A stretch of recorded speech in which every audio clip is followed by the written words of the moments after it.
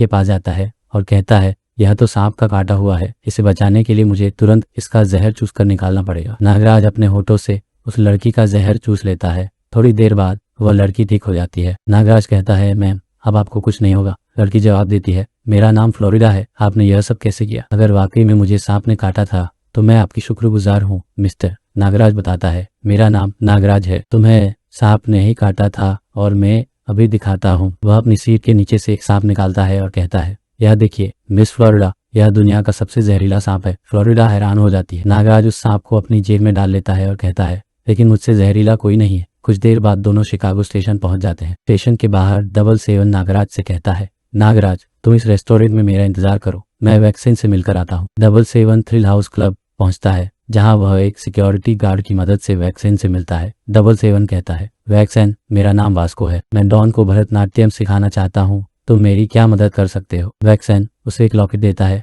और कहता है, वास्को यह लॉकेट तुम्हारी बहुत मदद करेगा, इसे अपने गले में डाल लो। वास्को वैक्सीन की कार लेकर ग्लोरी टाउन की तरफ चल पड़ता है। तभी वह पीछे के शीशे में देखता है कि एक बाइक वाला तेजी से उसकी तरफ आ रहा है। वह बाइक वाला अपनी बाइक हवा में उठाकर वास्को की कार के आगे लगा देता है और धड़ाधड़ गोलियां चलाने लगता है। वास्को जोरदार ब्रेक लगाता है। गोलियां बरसाने के बाद वह बाइक सवार वहां से भाग जाता है। वास्को बोलता है, यह जरूर विलियम का आदमी था, अब मैं बचूंगा नहीं। मेरी आंखों के सामने अंधेरा छा रहा है, लेकिन मुझे नागराज तक पहुंचना होगा। मौत से जूझता हुआ वास्को कार आगे बढ़ाता है। उधर नागराज रेस्टोरेंट में दूध पी रहा था और सोच रहा था, वास्को को अब तक आ जाना चाहिए था, पर वह अभी तक आया नहीं। तभी वास्को की कार तेजी से आकर रेस्टोरेंट से टकरा जाती है। नागराज दौड़कर कार के पास जाता है और कहता है, अरे यह तो वास्को है। वास्को तुम्हें क्या हो गया? यह किसने किया? लेकिन वास्को कुछ जवाब नहीं दे पाता और मर जाता है। नागराज समझ जाता है कि यह विलियम का ही काम है। वह वास्को के गले में एक लॉकेट देखता है और सोचता है, यह लॉकेट पहले तो नहीं था, यह अब कैसे आया? नागराज उस लॉकेट को वास्को के गले से निकाल लेता है।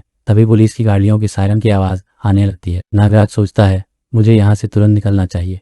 वह पास के पार्क में जाकर उस लॉकेट के बारे में सोचता है। इस लॉकेट पर एक नृत्यांगना की आकृति बनी है और वास्को भी एक डांसिंग क्लब में गया था, यह लॉकेट उसी से मिला होगा। नागराज की नजर लॉकेट पर बने कुछ बटन जैसी चीज पर पड़ती है। वह घास का एक तिनका उठाकर उस बटन पर क्लिक करता है। तभी लॉकेट में बनी नृत्यांगना की आकृति बदल जाती है, जैसे कोई ट्रैफिक पुलिस वाला इशारा